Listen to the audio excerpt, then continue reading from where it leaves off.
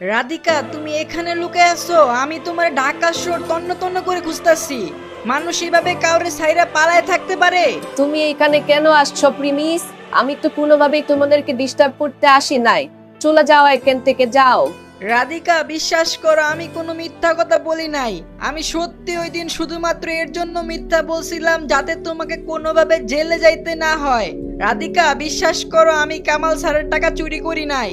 আর আমার পরিবার সম্বন্ধে যা বলছিলাম কোনো মিথ্যা কথা বলি নাই। প্রিমিস, আমি তো তোমার ফ্যামিলির সম্বন্ধে না জেনে তোমার ভালোবাসছিলাম, তাইলে তুমি কেন তোমার ফ্যামিলির কথা বলতেছো? তুমি সত্যি হওয়ার মিথ্যা হওয়া, আমি তো তোমাকে ভালোবাসছিলাম। আর আমি এর জন্য এই রেস্টুরেন্টে কাজ করতেছি যাতে একটু একটু করে তোমার ঋণের টাকা জমা করতে পারি। রাধিকা, এগুলা করার কোনো দরকার হবে না। আমি তো শুধু একটা প্রবলেমে পড়ে গেছিলাম। আমার পরিবার এমন টাইমে আমার উপর রেস্ট্রিকশন দিছে, আমি একদম ফেঁসে গেছিলাম। তুমি চিন্তা করো না, আমার এই টাকা তো পরিশোধ করা বা হাতের খেলা। প্রিমিস, অনেক হয়েছে, আমি আর কোনো ঝামেলা যাইতে চাই না। আমি এখানে কাজ করতেছি, কাজ শেষ করে টাকা জমিয়ে তোমার টাকা শোধ করে আমি এখান থেকে চলে যাব। রাধিকা, তুমি আমারে ভুল বুঝতাছ। আমি সব ঠিক করে দিব, তুমি জাস্ট আমার পাশে থাকো। আমাকে বিশ্বাস করো, তুমি চলো আমার সাথে, তোমার আর এখানে কষ্ট করা লাগবে না। প্রিমিস আর রাধিকার মাঝে কথা বলা অবস্থায় শঙ্কর নামের সেই গুন্ডা আবারও রেস্টুরেন্টের মধ্যে চলে আসে।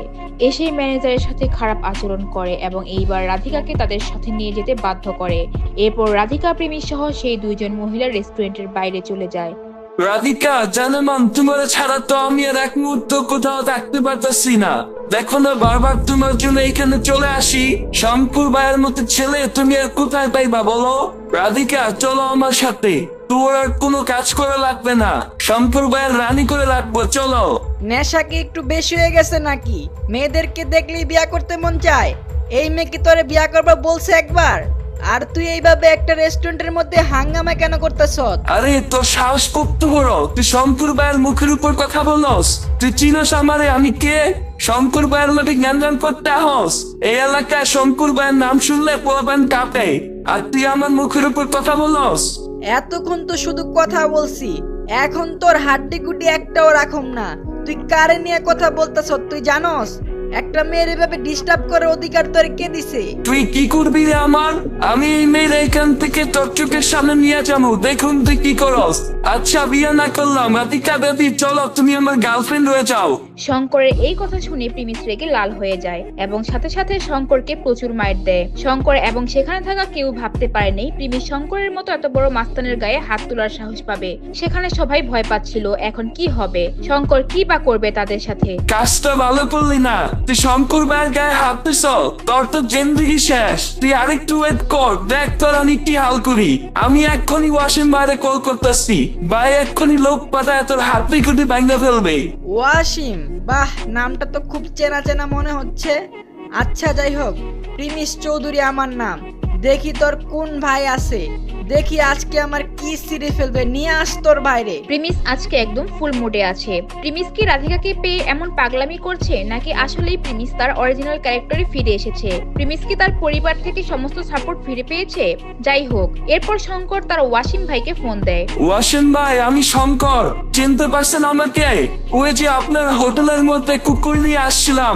ও আচ্ছা, মনে পড়ছে। আচ্ছা, কি মনে করে আমাকে ফোন দিলা বলো? আরে ওয়াসিম ভাই, আর বললেন না, একটা ছেলের এত বড় সাহস। আমি রেস্টুরেন্টে একা আসছি, বাচ্চা কাচ্চা নিয়ে আসে নাই আজকে। একটা ছেলে আমার গায়ে হাত দিছে ভাই। আমি আপনার এলাকার সামনে আছি, করে পোলাপান পারেন নাই, শঙ্করের গায়ে হাত দিছে ভাই। তুমি কি করছো যে তোমার গায়ে হাত দিলো? আচ্ছা, আগে আমাকে নাম বলো, কে তোমার গায়ে হাত দিছে আর তুমি এখন কই আছো?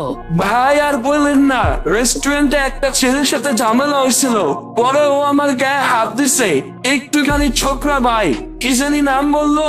হ্যাঁ মনে পড়ছে, প্রিমিস চৌধুরী। ড্রেসের অবস্থা ফকিরের মতো, আবার বলে চৌধুরী গ্রুপের মালিক। আরে গাধা, কি করছো তুই? তাড়াতাড়ি স্যারের কাছে মাফ চা। এইটা আমাদের বস প্রিমিস চৌধুরী। তুই কার সাথে পাঙ্গা নিতে গেছ? আন্ডারওয়ার্ল্ডের মাফিয়ারা পর্যন্ত ভয় পায় চৌধুরী কোম্পানির মানুষদের নিয়ে। তুই তো কথা নিজেও মরবি আমারও মারবি। আরে ওয়াসিম ভাই কি বলতেছেন? এই ছেলে চৌধুরী গ্রুপের মালিকের ছেলে। ওয়াসিম ভাই লাস্ট একটা হেল্প করেন, আমার তো ভুল হয়ে গেছে, এখন কেমনে কি করুন ভাই? শঙ্কর ভাই এখন কে বাঁচাইবো? এরপর ওয়াসিম প্রিমিসের সাথে কথা বলে আর কাঁপতে থাকে। শঙ্করকে মাফ করার কথা কি বলবে, সে নিজেই তো ভয় পাচ্ছিল প্রিমিস রাগ করলো নাকি তার উপর এটা ভেবে। তারপর সে বারবার প্রিমিসকে সরি বলছিল ফোনের মধ্যেই। স্যার আমাকে মাফ করে দেন, ওয়াসিম ভাই বললো আপনার কথা, ছোট্ট একটা ভুল হয়ে গেছে ভাই, আর হবে না ভাই, মাফ করে দেন। আমাকে মাফ করার জন্য বলা লাগবে না, যে মেয়ের সাথে খারাপ আচরণ করছো তার কাছে গিয়ে মাপ চা। ইচ্ছা করতেছে তোরা এখনই হাড্ডি গুড্ডি গুলো ভাঙ্গা দেই, জীবনে যেন আর কোনোদিন কোনো মেয়ের ডিস্টার্ব করতে না দেখি। ওই দিনে কিন্তু তোর শেষ দিন হবে বলে দিলাম। স্যার আর কোনদিন হবে না, রাধিকা ম্যাম আমার ভুল হয়ে গেছে, আর কোনোদিন এমনটা হবে না, আমি গেলাম, আমাকে মাফ করবেন।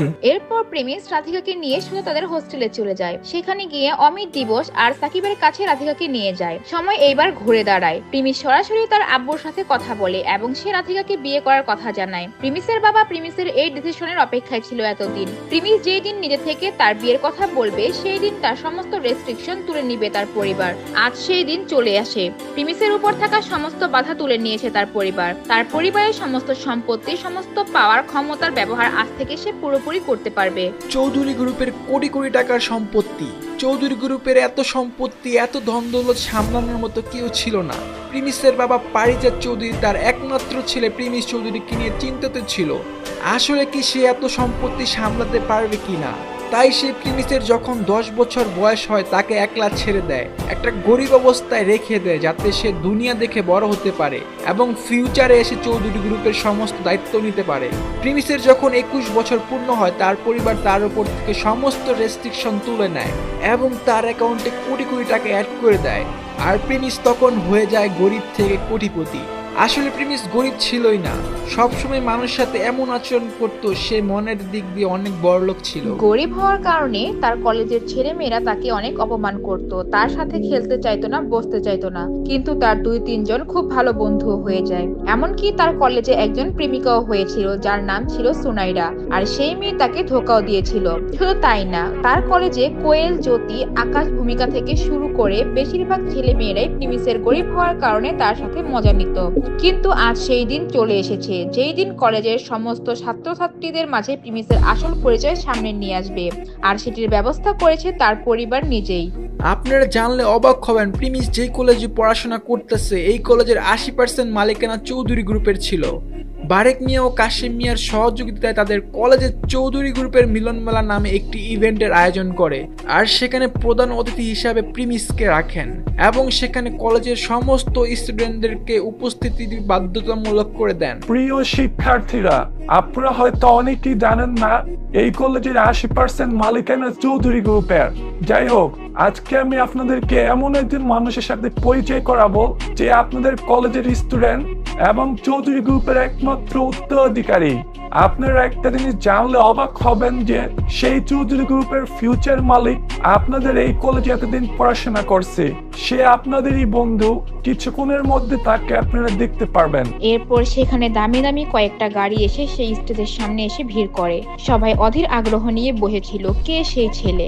যখনই তারা দেখতে পেল সেই ছেলে আর কেউই না, তাদের কলেজের সেই গরিব ছিঁড়া ফাটা জামা পরা প্রিমিস। তখন তাদের মাথার হোশ উড়ে যায়। প্রিমিস সেই দিন তার গাড়িতে তার সেই 3 বন্ধু রাধিকা এবং কলেজের আরো 2 জন মেয়ে বন্ধু পাখি এবং অদিতিকে নিয়ে সেই স্টেজে ওঠে। আসসালামু আলাইকুম প্রিয় বন্ধুরা আমার, আমি তোমাদের সেই গরিব প্রিমিস, যার ফুল নেম প্রিমিস চৌধুরী। এই কলেজে এবং এই কলেজের স্টুডেন্টরা আমাকে অনেক কিছু শিখাইছে। আজ আমার কারোর প্রতি কোনো ক্ষোভ নাই, তবে একটা কথা বলি, কখনো টাকা পয়সা ক্ষমতা দেখে মানুষকে বন্ধু বানায়েন না। বন্ধু হচ্ছে তারাই যারা কোনো কিছুর বিনিময়ে বন্ধু হয় না। আজকে আমাদের সাথে আপনারা দেখতেছেন অমিত, সাকিব, দিবস আর আমার জীবনের সেরা কিছু বন্ধুরা। আর আমার পাশে যে মেয়েটাকে দেখতেছেন সে হচ্ছে রাধিকা। খুব শীঘ্রই ও আমার পার্টনার হতে চলেছে। আর অদিতি আর পাখি এরা দুজনও খুব ভালো মনের মানুষ এবং খুব কাছের বন্ধু। আজকের এই দিনে আমি আমার এই কয়েকজন বন্ধুকে এর জন্যই পাশে রাখলাম, কারণ যারা তোমার খারাপ সময় পাশে থাকবে, তোমরা ঠিক তোমার ভালো সময় তাদেরকে তোমার পাশে রাখবে। এরপর কলেজের সবাই প্রিমিসের সাথে কথা বলে, অনেকেই প্রিমিসের কাছে মাপ চায়। সুনাইরা এই দিন একদম নিশ্চুপ হয়ে সব দেখছিল। কোয়েল এবং ভূমিকা সেই দিন তাদের অহংকারের পরিণতি বুঝতে পারে। বারেক মিয়ার উপস্থিতির কারণে কোয়েল এখন এটাও বুঝতে পারে তাদের সেই খান গ্রুপের সমস্যা প্রিমিসই সমাধান করেছিল। আর কলেজের সবাই এখন বিশ্বাস করে ওই দিন কামাল স্যারের টাকা প্রিমিস চুরি করেনি, এমনকি কামাল স্যারের যত যথাযথ টাকার ঋণ প্রিমিস পরিশোধ করে দিয়েছিল। প্রিয় বন্ধুরা ও স্যারদের প্রতি সম্মান রেখেই বলতেছি, আমার এই কলেজের পড়াশোনার সময়কাল শেষ হয়ে গেছে। আমি আমার পরিবারের বিজনেসে এখন ফোকাস দিব। হয়তো কখনো কখনো দেখা হয়ে যাবে আপনাদের সাথে। কারো কোনো সমস্যা হলে নির্দ্বিধায় আপনারা বারেক আঙ্কেলের কাছে জানাবেন। আর আমার আর রাধিকার জন্য দোয়া করবেন। সবাই ভালো থাকবেন। আলবিদা। এইভাবেই গরিব প্রিমিসের গল্পের সমাপ্তি হয়।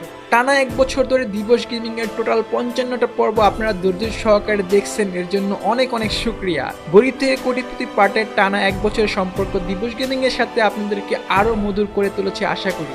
ইনশাআল্লাহ সামনে আপনারা নতুন নতুন ছোট গল্প পাবেন, যেগুলো আপনাদেরকে এই ভিডিওর চেয়ে অনেক অনেক বেশি মজা দেবে আশাবাদী।